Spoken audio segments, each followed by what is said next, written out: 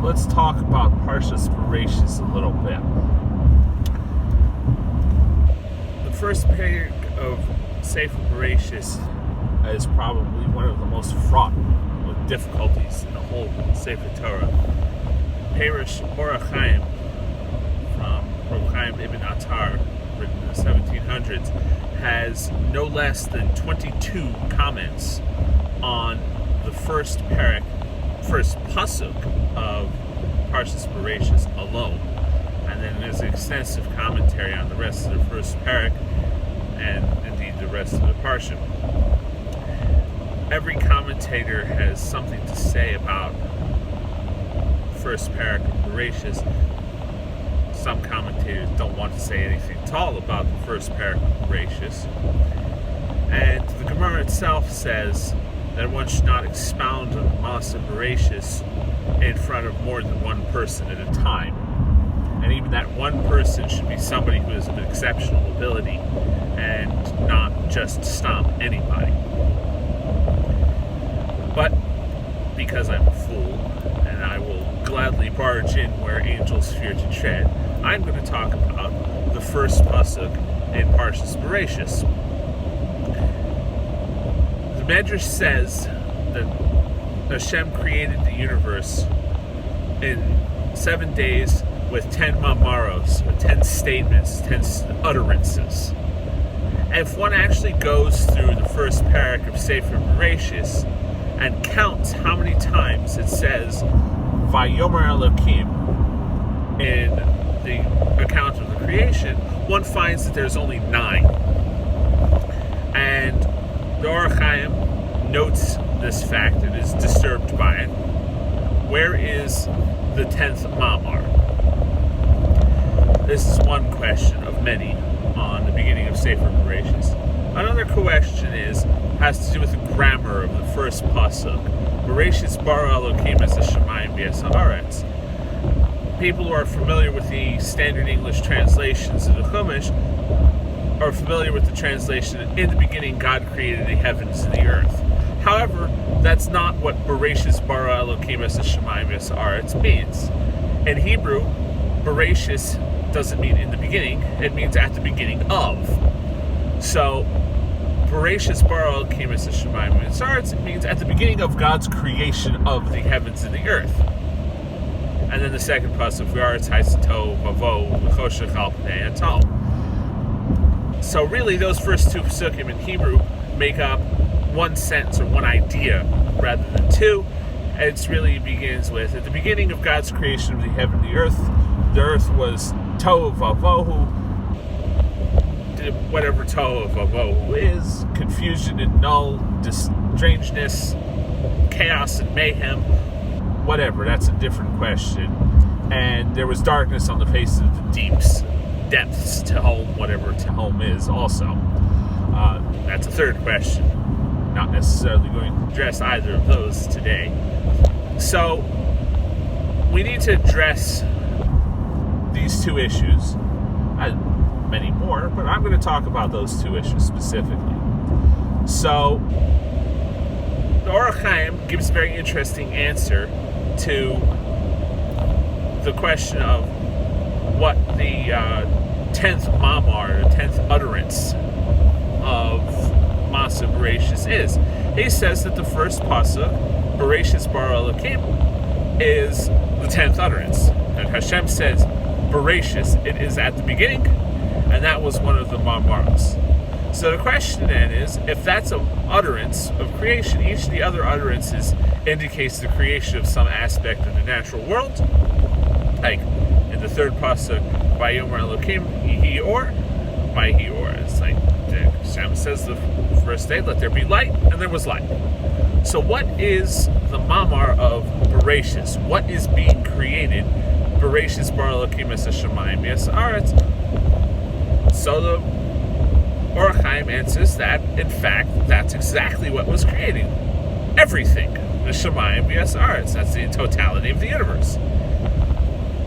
So, this leads to another question immediately, is that if, as the Orach Chaim says, the first mamar creates everything, why do we need the other 6 days of creation. What's the rest of it? The other 9 Mamaros. So Or Chaim says, no, it's not that it's creating everything. What is the Bereishis is the creation of the potential of the universe. The Or Chaim puts it in terms as this sort of the ideas or the potential or the possibility of existence itself was created. Those of us with a more modern scientific mindset might say that what's actually created on the first day in that mamar is the laws of physics, perhaps, that govern our physical universe. Bereishis bara Elokim es hashamayim v'yasar. Hashem creates at the beginning the possibility of existence and the rules by which that existence operates. And so the rest of the creations, the mamaros, are turning the potential or the idealized laws of the universe of physics into the actual physical embodiments. It's allowing the progression, the evolution, so to speak, of the universe from a state of confusion, mayhem, undefinedness, of potentialness into actuality. So that actually addresses then also indirectly what tohu vavohu is that at the beginning God creates the potential for a universe to exist, but at that point it's nothingness and void, that they're tohu vavohu, astonishingly empty, whatever you want to translate it as, that the universe exists only as a theoretical possibility at that point. It is darkness, nothingness, and the void. It's void with the laws of physics established, but the clock hasn't started ticking. There is no time, and there's no actual universe. So then, Vayhi Or, says Hashem, let there be light. And Vayhi Or, question is asked on it, if light's created on the first day, but the sun and the moon and the stars are not created until Yom Revi'i, Wednesday. So, 4th day. So what was light? Less is light independent of, obviously, the celestial bodies, the sun and the moon. And so, what is this Or?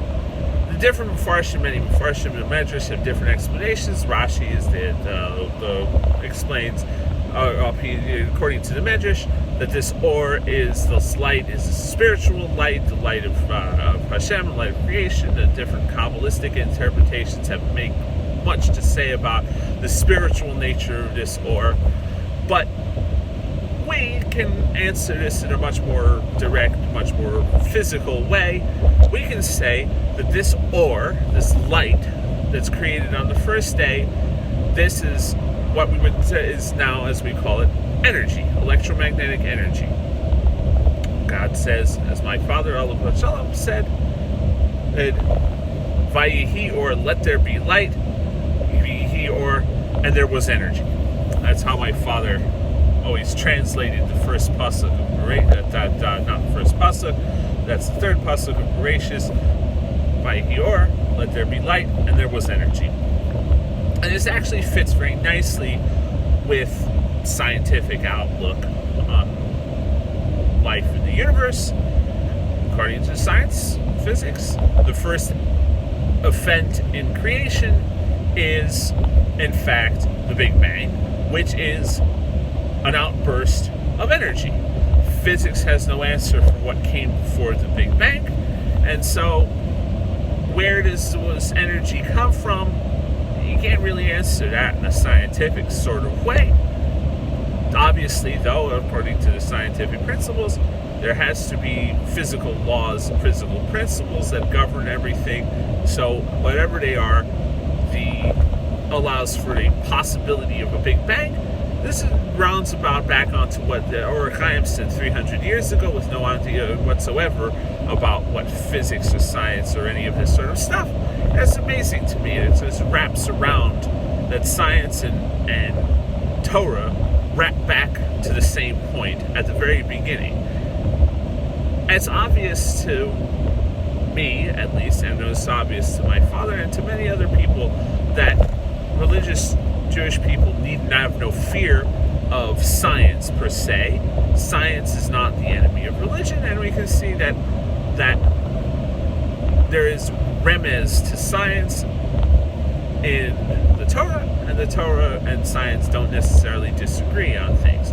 The language that the Torah speaks is not the language of science, it's not the language of mathematics, it's not the language of physics that we understand it. The Torah needs to speak to every person in every generation, regardless of their knowledge of anything. So this Parshas Bereishis is put in terms that any person, anytime, anywhere, can understand straightforwardly and directly. And the point, as Rashi says, of Parshas Bereishis is not necessarily to be a history of the universe or his scientific explanation of the universe, but it's to demonstrate the fact that Hashem created the world and established his dominion over the world. And we need to acknowledge that God is the creator of everything, and this is the purpose of the Parshas Bereishis. And the amazing thing, again, is the fact that we can read into that there is so many aspects, there's so much hidden and so much analysis possible in the Torah. As the Mepharshim say, there are 4 degrees of interpretation given by the acronym PARDES, Pshat, Drash, Pshat, Remez, Drash, and Sod. That there's the obvious Pshat, the obvious literal meaning of the words, not necessarily obvious, but the literal meaning of the words, the implications of the words, the allegorical meaning of the words, and the hidden meaning. So it's Pshat, Drash, Remez, and Sod.